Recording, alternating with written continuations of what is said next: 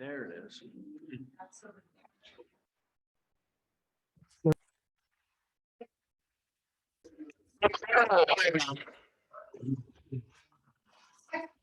Yeah.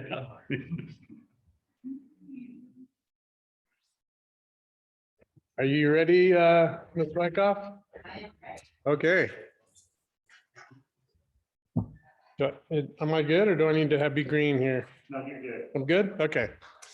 Good evening and welcome to tonight's Transportation Benefit District meeting. The day is Tuesday, May 24th at 6:05 p.m.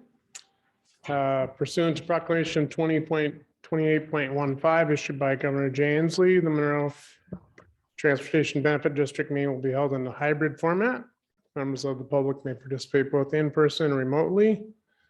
Note that there's been a recent technical difficulty with Zoom directing meeting participants to a web page that states webinar has expired. If you experience this issue, please input the meeting ID listed above on the error page and you'll be admitted into the meeting.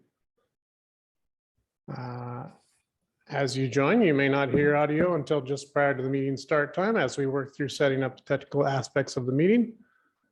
Please be advised that I will announce the official beginning of the meeting, and I already did that. So, Ms. Wyckoff, will you take the roll, please?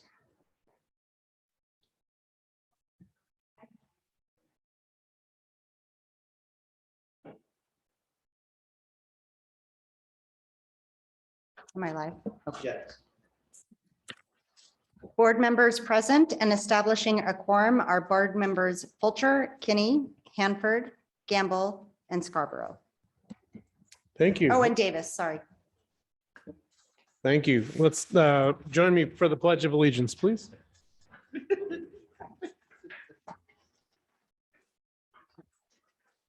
I pledge allegiance to the flag of the United States of America and to the republic for which it stands, one nation under God, indivisible, with liberty and justice.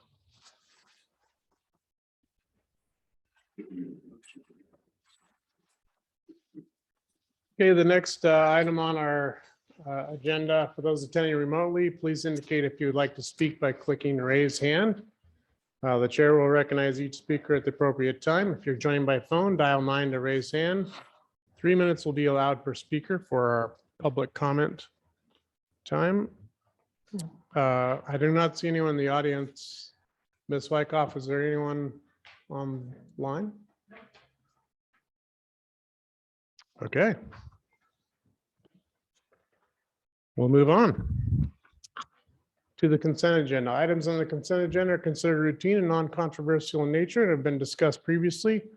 While there is no discussion regarding these items, any board member may remove an item for discussion later in the meeting. Is there a motion? Board member Gamble. Move to approve the consent agenda. Motion's been made by board member Gamble, seconded by board member Fulcher. Any discussion on the motion? Seeing none, all those in favor say aye. Aye. Opposed? Motion carries 6-0. Next item of business is new business. Fiscal and operations annual report with Ms. Hassard? No, Mr. Pyland. I apologize, Mr. Pyland. Thank you, Chair Hanford, and good evening, board members. Tonight, the requested action is to review the annual report as required by RCW. We're going to be talking about the financial statistics for the Monroe Transportation Benefit District. We'll also go over the operations. Kim Klinkers is here to talk about the projects for 2021 for the Monroe Transportation Benefit District. This requirement is separate from what we have to do to submit to the State Auditor's Office for our annual financial report. That was completed on April 18th. So this is the other portion that we do as part of the Monroe Transportation Benefit District. So starting off, I'll just talk a little bit about the budget. In 2021, council or the board adopted the budget in October, the budget being $3,234,707. That included the beginning fund balance. We see the road work that was reimbursed to the city in the amount of $1,525,601. There was no audit cost in 2021 as the Transportation Benefit District is audited in the even number years. So we'll see expenses of, I believe, right around $5,500 in 2022 for that audit itself. We had insurance costs of $2,500. And then this slide shows the amount under budget at $1,706,606. We can go to the next slide, please, Jody. So this slide just continues on from what we had on the first slide, but it also trues up the beginning fund balance. So the budgeted amount for 2021 included the estimated beginning fund balance. Once that was finalized and trued up after we did the annual financial report, that beginning fund balance was actually $2,195,765. We had revenue, which includes the 0.2% sales and use tax that we get from the Transportation Benefit District. It also includes the interest that we earn on the money that we have in the account itself. That amount was $1,513,097, and the total expenditure, which we saw on the previous slide, which includes the road work reimbursed to the city and also the insurance costs. So the true ending fund balance for the Monroe Transportation Benefit District for 2021 is $2,180,761. And I went through kind of the finances a little bit fast there, Chair Hempert, but that completes my portion. I'll pause there and see if you have any questions or if we want to go into Kim talking about the projects. Okay, board, do you have any questions before we hear from Kim?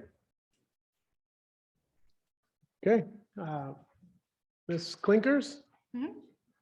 Please proceed. Okay, we'll click the next slide, please. Thank you. Good evening. My name is Kim Clinkers. I am a senior engineer in the Public Works Department.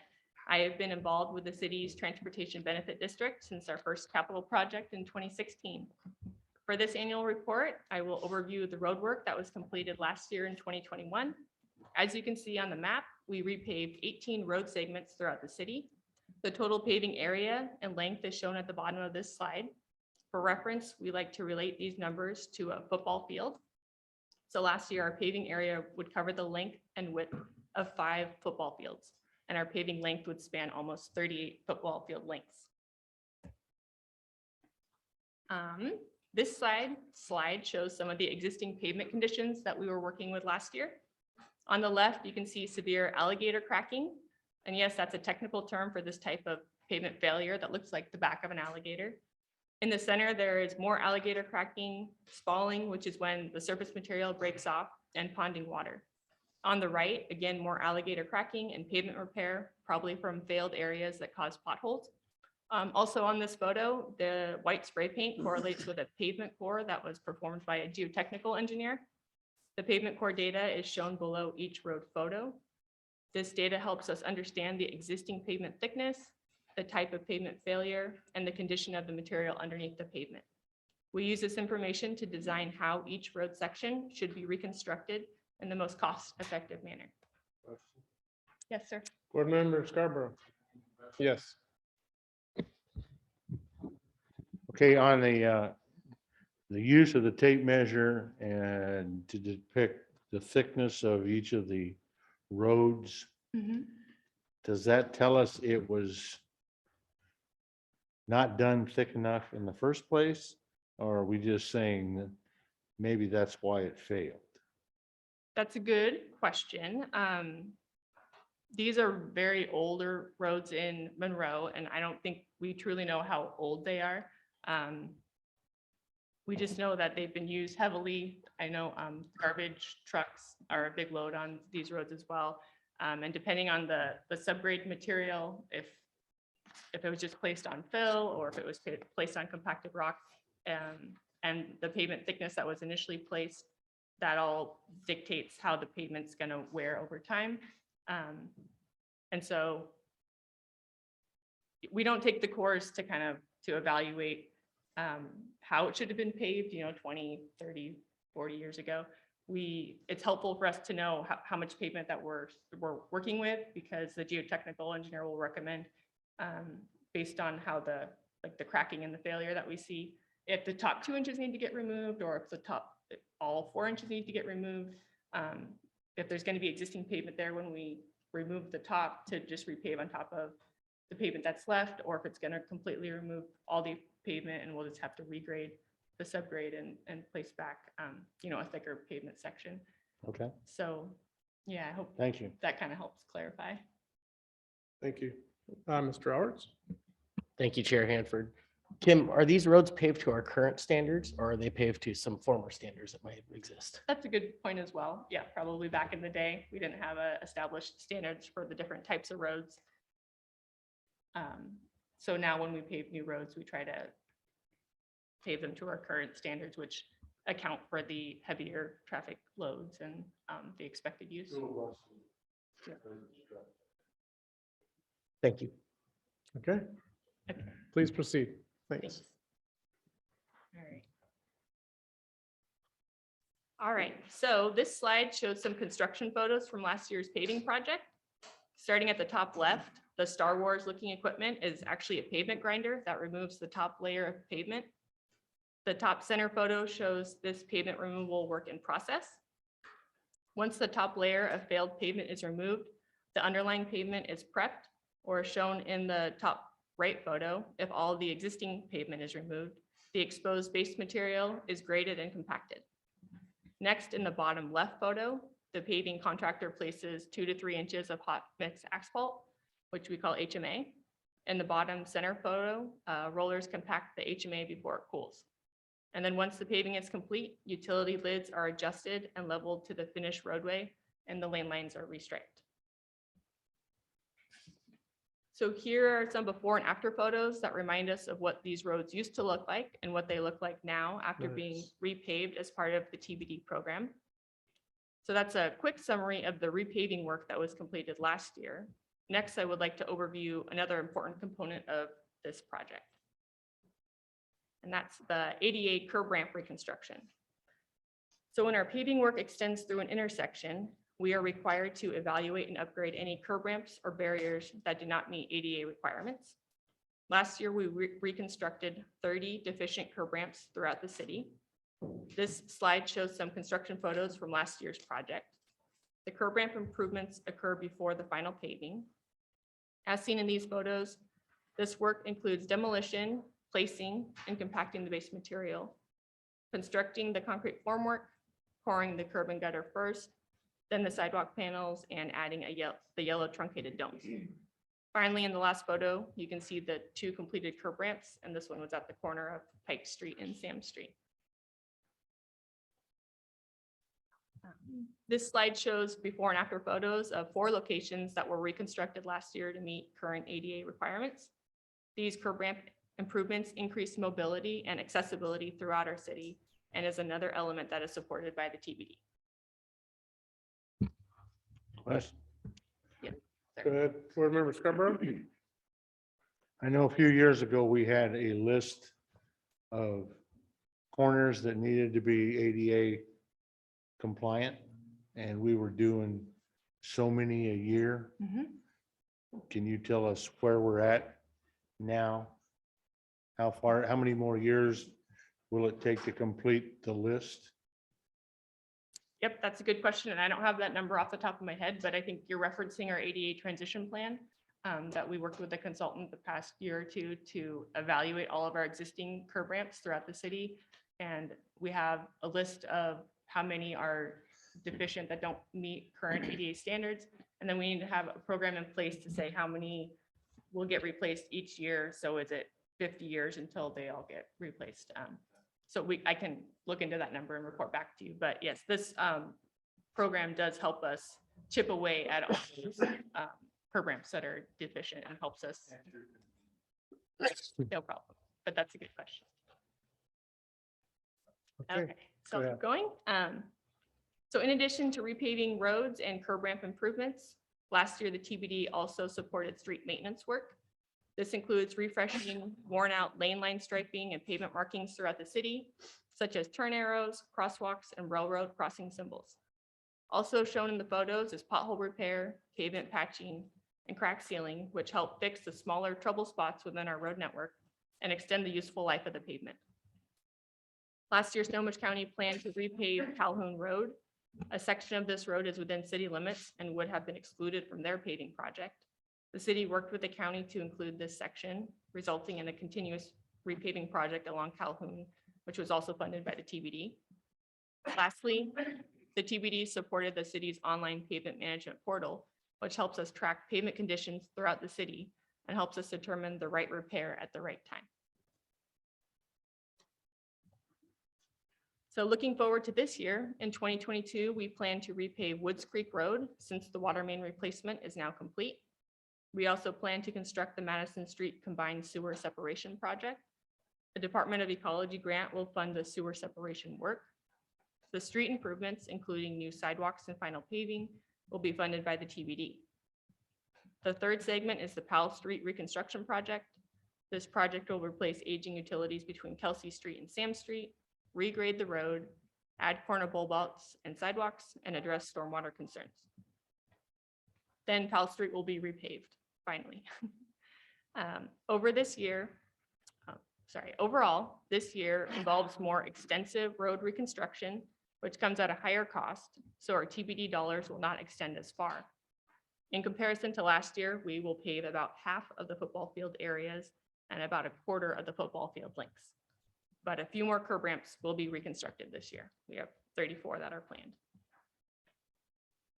Okay, so to wrap up this annual report, I wanted to provide a quick overview of the TBD impact on our road network and our citywide ADA accessibility. As you can see on this slide, since our first TBD capital project in 2016 through last year, we have replaced over 2 million square feet of pavement, which is 14 center lines of pavement, and reconstructed nearly 200 deficient curb ramps. And this doesn't include utility capital improvement projects or even new street projects, such as the Turney Place extension behind Safeway.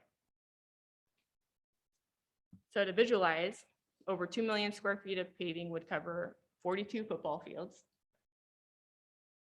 and over 14 miles of paving would span 252 football field lengths. Since the city of Monroe maintains nearly 60 centerline miles of pavement, we look forward to your continued support of this TBD program because there is still more work to do. In closing, that concludes my portion of the TBD annual report. Please feel free to ask questions if you have any. Thank you. Yes, thank you. Board, any questions? I just thought it was appropriate that we would use the greatest setting in college sports to illustrate the football field analogy. That was the right way to present that. I just thought I'd call that out. Thank you, Board Member Campbell. Board Member Campbell. Question about who are paying contractors. Mhm. I assume it's a competitive. Yes, you're right. Interested in who does this work for us and They've been doing a good job for us, and sort of your thoughts on that. So Lakeside has been the low bidder on several of our big paving programs. I think in 2019, Cadman came in and kind of upset the usual process, and they did fine work for us as well. But then the following year, Lakeside was very competitive in their bidding, and I think we've had them the last 2 years. So it's helpful that they're in town and they are a really good contractor. We like working with them and they do good work. So we're actually going to be going out to bid this Friday for our next, just the Woods Creek Road Oh, great. paving. So we'll see what the bidding climate's like and who will get this year. Right. Are you anticipating some increases in material costs? Yeah, with Yeah. supply chain issues and yeah. Yeah, I think it's been an odd bidding climate. But yeah, material availability and good people to work who want to Right. work, and yeah, Exactly. we'll Great. see how it goes. Thank you, Kim. No problem. Any other questions, Board? I can tell you on 154th, the work that was done, I think it was last summer, or maybe it was the summer before. 2019. Yeah. Yeah. I walk those roads quite frequently, and so it's very nice to have the ADA ramps being updated in that area. And the paving, it looks really good. So thank you for all of your work, all of you, staff, for that. Thank you. Is there anything more that you need from us? Any specific direction? I don't think so. No. Okay, we'll move on to the next item. Staff department reports. I think the only thing we have for you, Chair, is that we anticipate the next time coming to the board will be in October to review the budget for 2023. So Okay, that's the only report we have. sounds good. Any other staff or department reports for tonight? Okay. Okay, any board member reports? I'll just go down the line. Board member Scarborough. Okay, I have nothing. Board member Kinney. I must ask you if this is our normal sharing or if this is different because this is a different meeting. This is not the city council meeting, so you'll have an opportunity at the city council meeting to share your Thank you. city council thoughts, but this is board member thoughts, so feel free to share your board member thoughts. I have nothing. Thank you for bearing with me, being a new person. Okay, board member Fisher, no. Fulcher, sorry. Board member Fulcher.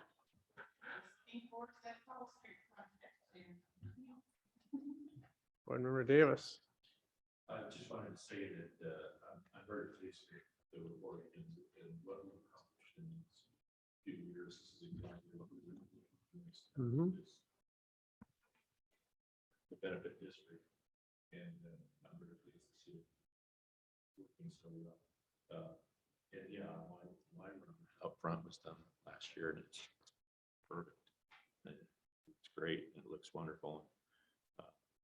And the job was done quick, and the crew was very efficient, and there were no issues whatsoever. So I'm very pleased with everything, the overall, the whole project as it's existed so far. So thank you very much for your work on it, and look forward to future work. So good job. Okay, board member Gamble. Yeah, I was just gonna echo, and I'll make sure and get it on the record because I know we didn't get his mic on right away. But for what Councilmember Davis said, when we started on this journey, I was trying to think, when did that go into? I mean, there was a lot of deferred maintenance on our roads, and we didn't really have a revenue source. We didn't have a process, in place. And so just the TBD and the thought and the strategy that went, the recommendation that came from, city staff, the mayor at the time. I mean, we've been able to get a lot of stuff done that we weren't able to in the past. We didn't really even have a funding mechanism. So, it's pretty rewarding because I remember at the time when we formed it, we're like, that's it. That's all the money we're going to get. We're not going to be able to do anything. Right. But it is getting it in place and then being able to see it over that course of time from 2016 until now. Yeah. And to get to see, it's pretty neat. And it also shows that if you do set a strategy in place and, and put a plan, and then you put it in the hands of people that are really good stewards of the business, that, it can make a difference. So just, a thank you. Just like council member or board member Davis said, there you go. Yeah, I concur. Thank you, everyone. Okay, Ms. Knight, is there a need for an executive session? There's no need for an executive session. Okay, thank you. Okay, is there a motion to adjourn? Second. Motion's been made by board member Scarborough, seconded by board member Gamble. Any discussion on the motion? Seeing none, all those in favor of adjourning, say aye. Aye, opposed? Motion carries 6-0. We're adjourned.